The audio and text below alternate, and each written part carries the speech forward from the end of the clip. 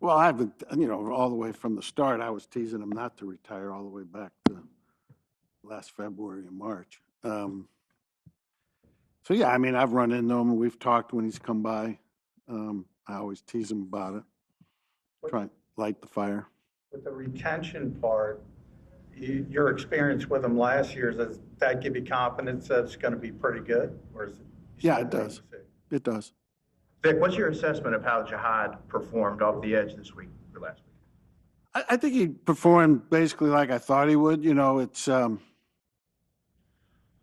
new out there, and particularly, the packages he was going up there earlier were different than this past game. So there's a lot to learn. There's a lot to get comfortable with. The more he's up there, the better he'll get at it. How will Brandon's addition impact the other edge rushers? Will he carve into some of their snaps in the rotation you think early on? Well, yeah, he would if once there's only so many snaps. Yeah. You answered your own question. Well, Vic, Jacorian's eligible to play now. Do you anticipate having him next week or Sunday? And when he is healthy, when he is playing, what kind of role do you see for him? Again, that will be determined by practice. He hadn't practiced. You can't practice when you're on IR. So once we open up his window and get him on the practice field, see where he's at, I can answer that better. But obviously, he's a guy we'll take a hard look at. For somebody coming out of retirement, what's kind of a realistic expectation of how many snaps they could offer you? I don't know.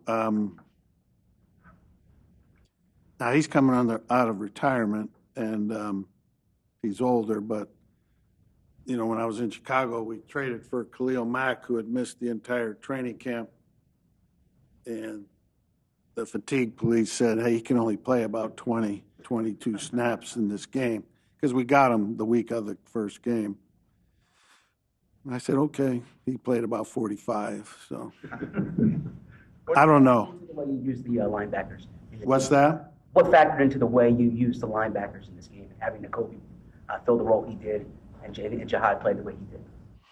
Yeah, I just wanted to get Nakobe in there in spot duty. The plan was base for Nakobe. Then you never know how much base you're going to get in a game. And then we played him some in nickel too, and I think he got about 30 plays,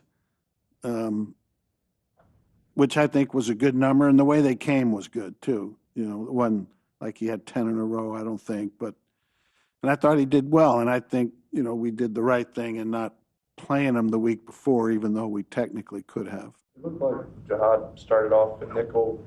Was that an in-game shift, or was that the plan? No, that's just what I said. Nakobe was going to play base, Jihad was going to play nickel. Why was that the right decision not to play him the week before? Because you didn't have enough practice. Practice is important. And it would have been negligent on our part to put him out there without practice. Did Nakobe play more because of Aziz's injury, meaning that you had to put John at edge rusher? That was kind of like the plan all along, regardless. Okay. And if I can, do you expect to have Aziz? I don't think so. Okay. On the Jalix pick six, it looked like Carson stared down Jefferson. Okuba was on him. Was that a man look, and was that by design to have Jalix drop into a situation where the quarterback might find a favorable matchup there? Yeah. But the whole key to the play was Jalen Carter. He beat the center quickly, got into the quarterback's face, hit him just like we teach him to hit him, and he caused the interception. And Jalix made a great catch. Is Jalix more natural at that aspect with his history? Obviously, was a safety at one point in college. Is he, because you often have edge rushers dropping, is he a little bit more natural with that? You would think so, but not really. Jalen has talked a lot about the assists that you guys celebrate, plays like that pressure where you kind of contribute to a big play. How much do you guys point those out in the film review to sort of like incentivize that type of appreciation? We do. Vic, a little bit of a throwback question for you here. Eric Allen's being honored at the game this Sunday. What do you remember about EA and the guys from those gangrene defenses? I remember him being a really good corner. He was sticky in coverage, quick, good change of direction, competent tackler, really good ball skills, good ball clock. I mean, how many interceptions did he have? 58. 58, that's a lot for a corner. I mean, to me, that says it all, 58 picks. You got to have elite ball skills, got to be able to find the ball, got to be able to be tight in coverage. He's definitely was worthy of the Hall of Fame. Do you like the Kelly Greens? What's that? Kelly Green throwbacks? I don't know. I'll have to see. I can't remember him right now. What do you make of It seemed the key to the defense's performance was keep them to 5 field goals. What goes into effective red zone defense? A lot of things. One, we got lucky. They snapped the ball over the quarterback's head. That was luck. I'll take it. Great play by Cooper in the corner of the end zone. Some other good plays. Their tight end didn't complete the catch. So it's a little bit of everything. What do you make of Makuba's season? Obviously, he's made some big plays. He's given up some big plays. You said it. What do you make of his season? It's uneven. The ability is there. He's got to be more consistent. How do you feel Adoree did before he got hurt, and then Keeley when he came in? Yeah, I thought Adoree was doing fine. And Keeley did fine when he was in there. He got hit. Some of the completions he's given up, not all of them, but some of them have come on tough routes. So still think he can eventually be better than he's been. His opportunities will keep coming probably, and hopefully he'll turn the corner. Given that situation, is there a chance Jacorian can get in the mix this week? It all depends on his health. I think if the first tell of that is if we open up his practice window. What did he show you before he got hurt? He didn't play a ton of snaps. Yeah, it incomplete. I just never felt like I had a good handle on what he is and what he isn't. I just don't think he played enough to answer that with definitive conviction. After having the chance to go up against Jackson Dart once already, what's kind of the lessons learned about what you guys need to do better this time around? One lesson's learned, and the teams that need quarterbacks that bypass them, they're going to regret that. Obviously, very athletic, an elite scrambler. I think their coaches have done a great job with him. They've developed the offense around him. Throws the ball very well, intermediate and deep, and he's a good player. Go ahead, Zach. Is the schedule and quirk of playing the team twice in 3 weeks something you like? Is it something you dislike? What's your thoughts? It doesn't happen very often. Be honest with you, I don't think it matters a whole lot. All right. Thanks, everyone. Okay.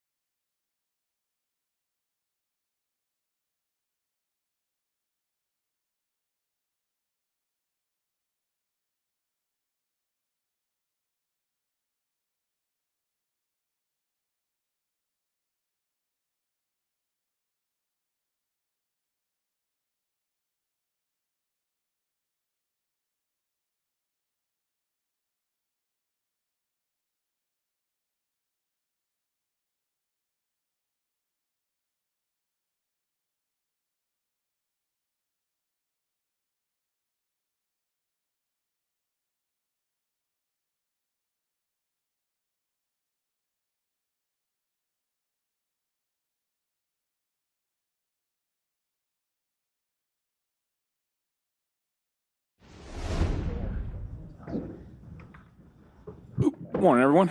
Morning.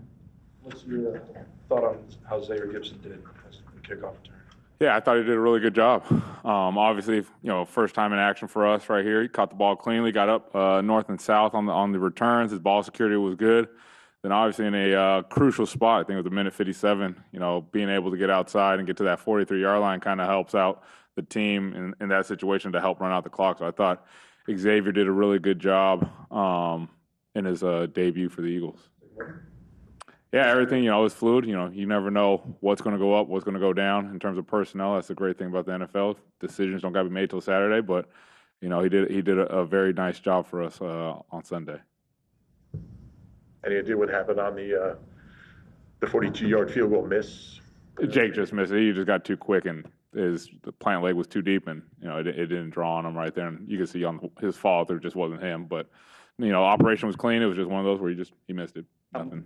Can't dive too much into it outside of that. How much has he been working on those dirty kicks to get? Yeah, we work on it a lot. Obviously it's helped out. It's helped out the majority of times, and it's the risk you do take when he doesn't connect it on it correctly, and it hits at the 22 instead of in that landing zone.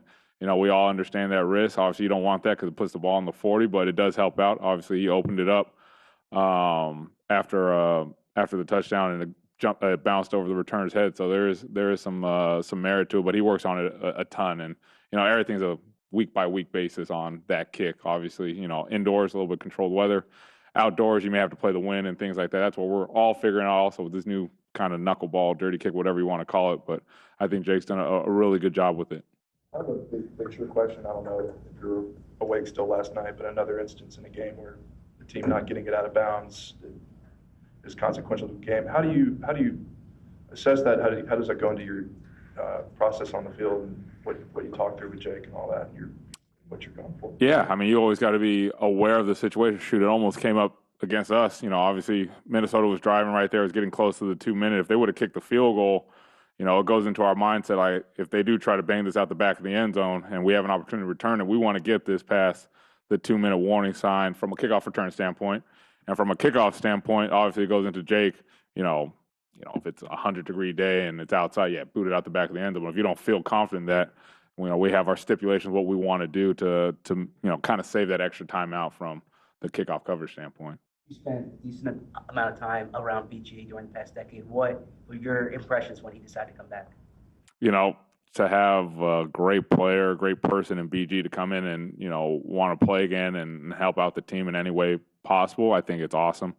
Obviously, if you were asked me, if you want, I'll take any help on special teams any way we possibly can, but BG just his persona, his influence, and obviously his production you can't be mad at that. And, if he wants to come out and help out our team out, by all means, people are going to be with open arms. I am.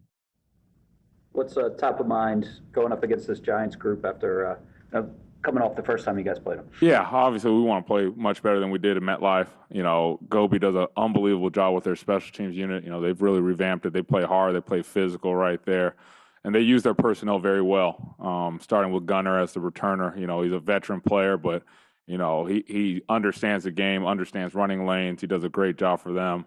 Then, they have mix and match pieces. I think Dayton Belton's one of the better special teams players in the NFL. He's out there in high production. I think he has 12 tackles thus far this year. Then, you always got to be aware. You see on film that they'll put Brian Burns and Abdul Carter out there on punt return. You got to be on high alert because I believe in the season opener, Abdul blocked a punt right there against Washington. So, I think they do an unbelievable job on special teams, and it's a great fight for us, to bounce back and put our best foot forward and help out our team any way possible. Obviously, we didn't do that, 2 weeks ago, but, these guys are prideful in this room. They want to do the best they can to help this team. Playing a team so close in 3 weeks, does that change your approach? Do you think about some different things because you just saw them in the rearview mirror? Yeah, I think for me personally, I want to go through the same process I do whether it's a team we haven't played in 2 years, from Monday through going up through today. Obviously, you start feeling some rapport for them. Obviously, it's a division rival. So you kind of feel confident about it, but you always want to go back to the games you played against them, maybe not a couple weeks ago, but from last year as well, just to see something we could possibly go after or what they can go after in us in that case. So when it's a close game like this, these 2 games in 3 weeks, it helps out. Obviously, only had one game to break down, but you always want to make sure you cover your bases against a team that you play a lot against. Giants missed 2 extra points in that game against the Broncos. What did you see from that operation that could potentially be insightful for this week? Yeah, obviously, he missed those couple of kicks. I know he missed one against us at MetLife right there. So we're just going to go out there on field goal block. You know, we were looking at some things that we could possibly get after from our field goal block standpoint. But again, you know, a lot of the times it's just kind of chance or luck in terms of if he misses it or not. But we're gonna try and find a way to get around his feet a little bit, and hopefully, you know, kind of miss, you know, kind of what's the word I'm kind of looking for. Just kind of get in his head a little bit, like, oh, we're around his feet. Whether it's him, whether it's, you know, they got Young Wei Koo, whether it's Graham Gano, if they want to bring him back, you know, obviously, you know, 2 really good kickers that have kicked for a long time. But any way we can affect the kicker, that's what we're looking for. You've had Nakobe on special teams now for these 2 games since he's been back, and obviously you didn't have him much last year because he was playing every down. What's it like having him back on special teams? You know, how has he been doing so far? Yeah, it's always a blessing having Nakobe because, you know, this previous game against Minnesota wasn't initially our plan to have him on special teams, but then Trotter got hurt early on in the game. So then you go into the pieces of special teams, moving guys around.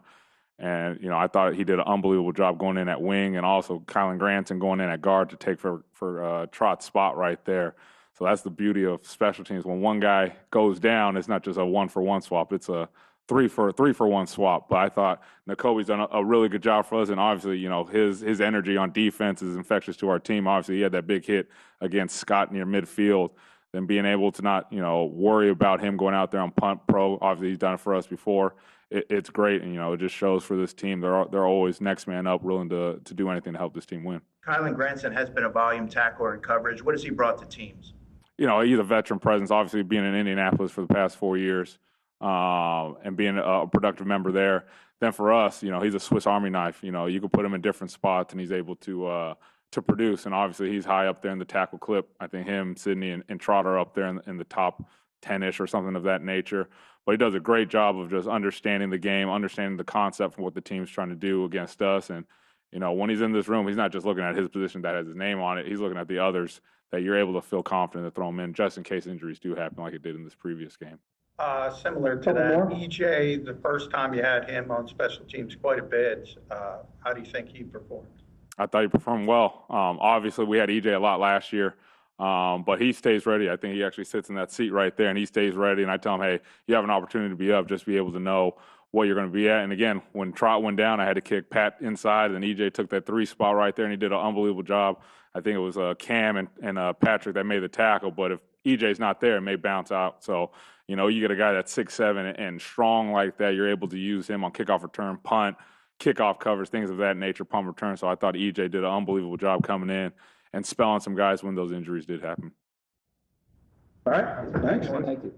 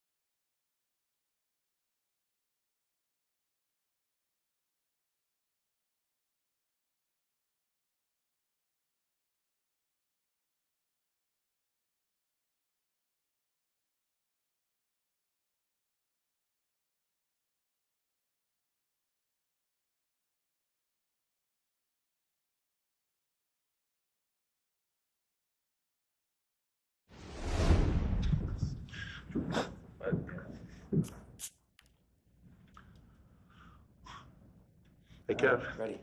Hey, I want to ask you about the process of, Jalen mentioned he kind of went into this game thinking run, run, run. We have a nice matchup there. And then gradually things went the other way to pass, which obviously was productive. What's the process like when you're kind of changing in midstream like that? Are there conversations? Is it organic? Does it just happen? What's that like? So I think going into a game, right, you have the game plan and you want to emphasize and structure what you want to identify with early, knowing that you could get to the stuff later like we did. And that's kind of how it works. You know, I think Jalen and I have a lot of conversations and he's definitely detailed up on everything. He does a tremendous job of understanding what we want to do and when we're going to get to it at certain times. So I think, you know, when you look at that, you want to establish something like we did early with the run, and it just opens up the rest of what we want to do the rest of the game. And sometimes you have to be patient for it and wait for the right opportunities, and I think that kind of what's presented itself in the game. Devontae Smith and several players talked about how the play action shot kind of was advocated and eventually reached you. How did it reach you? So that play was put in on Wednesday. We put the plan together. You know, it was a play off of a play. And so the process started Wednesday with the installation. We walk through it, we go through it in practice. And then as you get closer to the game, you know, we kind of identify which plays we like going in. And there's some setup plays that lead to a play like that. And so when you go through that process, the guys know it's on their radar. And obviously that was one that potentially could go to him or to AJ. So they're both on high alert for like, hey, if this gets called, you know, this is my deal.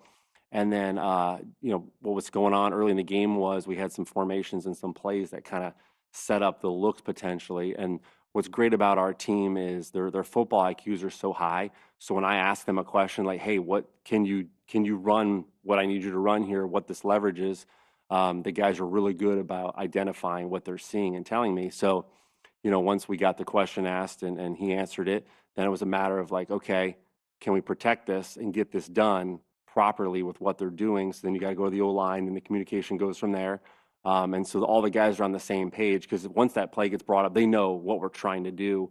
And then it's a matter of finding the proper window to get it called. And at halftime, it was one of the plays that we discussed that we're going to come up early if we get the right opportunity, and it presented itself. And that's the biggest thing that, you know, when the guys know the plan, and that's what we kind of talk about all last week and we can continuously do, is when you know the plan and you understand it, it's easy for them to adjust and grab what we're trying to do and execute in those moments. So it's really a team thing. I mean, you can see how connected everybody is within the plan on the offense, and they understand. And so, you know, and I know Landon talked about it too, like he knew what we were trying to do. Like everybody knows, like, hey, Kev, we talked about this, here it comes, we can protect it, let's let it fly. So it's pretty cool. Do you find players are like somewhat selective with what they bring to you when they're pushing for a play? Well, typically, like if the ball goes to them, they suggest it. So, I mean, that's typically what happens. But, you know, a lot of times it's not even they suggest stuff. It's our staff does a good job of asking the right questions. I think that's the biggest piece, is a lot of times they know what I'm going to ask them, and what's going on. Like, hey, what is the corner doing to you? Or if it's Landon and Lane, hey, what's the backside of this run feel like? So I think it's more about that. Than anything. A lot of them don't just suggest blindly, you know, stuff. And typically when they suggest, it's the plays that are in the plan, you know what I mean, that they go in with all week, that they know that we've worked on. They've seen the looks, they've seen what we potentially are getting and why we want to call it. So they kind of go through that. Rarely do they just make something up, and if they did, it was definitely for them. So What stood out about the way Jalen played? I mean, obviously he's had big games before, Super Bowls and all that. Like, did anything in particular kind of stand out to you this time? I think the biggest thing is his command of everything and his control of the entire game. You know, he puts so much work into it at all times that you can feel his just presence out there, and you knew he had a great feel for what was going on, and he stood in the pocket, which was absolutely tremendous, made some big time throws. So I think the biggest thing is that, right? His leadership and understanding what we were trying to do as an offense and the direction we were going, and just his full command of it. And everybody feeds off that, right? I mean, he was making plays when we needed him. He had a great job on scramble a few times when plays broke down, but he also stood in the pocket and made some elite throws, and it was tremendous. And guys feed off that, and so you can definitely feel his presence and his leadership out there. Sorry, if I could just follow up on that question. On the plays where Vikings were dropping 8 and he had all day to throw, what is the coaching point on that? Actually, can you first of all speak on Jalen's patience on those looks, and what's the coaching point on that? Because oftentimes when defense is dropping eight, the first look is going to be gone. Correct. So like particularly the deep ball to AJ for the first touchdown. Again, like what's the coaching point on having him just sit back there and wait for something to develop? So, anytime a play breaks down or you get drop eight like that happens and defenses throw something out there to just kind of get you off schedule, it's important that all the guys understand what kind of mode we're in, right? So, Nick does a good job of just setting up these kind of things throughout practice where we randomly get a scramble drill or things just break down on purpose so we can practice these. Because if you look at a lot of good offenses, whether it's the Chiefs, the Bills, obviously us with the scramble drill, it's a big part of it. There's way more off schedule plays than I think a lot of people realize at times, but they're not necessarily off schedule because when you start to flush, there's rules to it, right? So there's these rules and things about where we need to be at the time when we start to break contain, or when you're sitting in the pocket with the three-man rush and you start to feel space, the guys understand like, hey, I can go to this space, this guy's working in my space. So I think when you look at it, it is like a broken play-ish, but they're very structured. So, because if not, right, guys will end up in the same spot and nobody ever gets open. And so you miss out on what potentially is a big play, right? The defense is trying to confuse you. Well, they confuse you. Well, the best thing to combat that is, I know I've all day back there, so let's get into areas and space to find and make big plays. With the under What center, did you see that made you want to go under center? I think really each week kind of presents something new. And I think this past week was a week that we felt like it could help us and give us an advantage in the game plan and open up some different things for us. And, we did that early with the runs, and then it elevated to the play actions.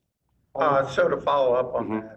that, the sort of the mini buy self scout that you guys talked about, it was not more to do with we want to get better at this or game plan specific more. I would say both, right? I think there's always things you want to get better at continuously, see if you can do them and develop them into something new. And it's got to present itself within the game, right? So you're not going to put something in or say, hey, we want to get better at this, but we can't do it this week. We'll just have to wait for the next week. So it's one of those things that's kind of organic. You really want to say, like, we want to identify things we need to get better at, but at the same time, they got to fit in each week. And then how much can you do of it within the week and then just build from there is kind of how it started and how it went. Hey, Kevin, Saquon's numbers it's weird. He's averaging 5.1 yards in the first quarter, which is actually one of the highest in the league. Then it goes down to 3.8 in the second quarter, 3.4, and then 1.4 in the fourth quarter. Any thoughts on why you guys have run the ball well early, and then maybe it's dropping off? I think the game the other day kind of presented itself similar to where we were able to get out in the runs a little bit. Then the rest of the stuff opened up. So I think that's kind of a piece of it. And then obviously late in the game, the fourth quarter, we've had a few 4-minute drives where we're running the ball situationally. So situationally, statistically, they're probably going to go down just because of what we're trying to do with the clock in those moments. But I think really when you look at it, it's sometimes the way the game's presented itself as far as get the runs going, and the rest of the offense can feed off of it. And that's kind of how the game went the other day. On the 3rd and 9, the kill shot on the end between Jalen and AJ, Nick said that was a run initially. Jalen and AJ saw each other. Which one was this now? The 3rd and 9 completion at the end, that final drive. Okay. Where does Jalen's agency in the system kind of work out? Like, Are you talking about the double move? Yeah. Yeah. So ask your question again. What did Nick say? Sorry. There was a run in that situation called. Yeah, I mean, I'm not going to go into what exactly was called, but just curious like where Jalen's agency works in the system, like, kind of to what you're saying, you had high football IQ players, like where does that kind of fit into the dynamic? So, when you install plays and you meet with the guys, when you have a high football IQ, they can understand what you're trying to do within a play to give them an advantage to problem solve it. And so when you have guys like Jalen and AJ and they understand what's going on, they can accelerate that and really foresee what's going to happen. And so when plays get called like that, it's great to see them execute because they know what they need to do, what their job's going to be, what it's going to feel like, what it's going to look like. And then they put it into action like that. Really just goes to show how fast they can play in those moments because it's a lot of chaos, right? It's loud. Play call comes in. You're trying to identify what's happening and trying to see it and then progress from there. And to make a play like that work in those moments, it just shows a lot how poised they were in knowing what we were trying to do. Did the uptick with under center have anything to do with the center change? Say it again now? Did the uptick in under center have anything to do with the center? No. Devontae set a career high in yardage in a game. Have you seen him Is this the best you've seen him? And is there a certain area maybe where he's grown this year from the past few years that stands out to you? I think a little bit is about opportunity. He's had a lot of opportunities, and he's made the most of them. He's a dynamic player, right? He's a Heisman Trophy winner. He's one of the best players in the league still, obviously, and we're going to use him in any capacity we can. And his energy is just infectious at all times. And when he brings, to the table is same thing, like high football IQ. He gets the game. He gets moved around a lot. He understands what his job is in moments, and he makes those plays. And he's been a clutch player for us, and it's really been fun to watch him. You ever seen a guy that size who's that tough? No, I mean, for his size, as much as he gets hit and bounces right up and keeps it going, I think that's part of his energy. Everybody feeds off that because people probably think he can't do that, but he does every time, and he's consistent, and he's an extremely, extremely tough person mentally and physically, and it's awesome. On his long touchdown reception, what are some details about his route running that you appreciate from there? I think the biggest thing is when you watch the route, he understood what he needed to do with what was happening with the coverage as far as where the window was going to be for Jalen to throw it. And that just speaks to the volume of how smart he is and understands, like, I need to be in this spot because the throw is going to be here. And he kept his speed up, which is extremely hard to do when you're running a downfield route like that. He was able to move the corner and still keep his leverage and keep speed through the catch. And that just shows how dynamic of a throw it was. I mean, he didn't break stride. Like, that was an incredible throw, a long throw in a pocket with play action to hit it in stride. Those two were on the same page. It was really, really good. The approach for the backup center spot, or I guess the replacement center spot, is that different if there's a week to prepare relative to in a game? At times, I mean, it can be. It just depends on who's available for the game. But Stout does a great job of making those guys be ready to go for whatever happens and the shuffling that needs to happen. We're always ready at all times. All right. Thanks, guys. Thanks.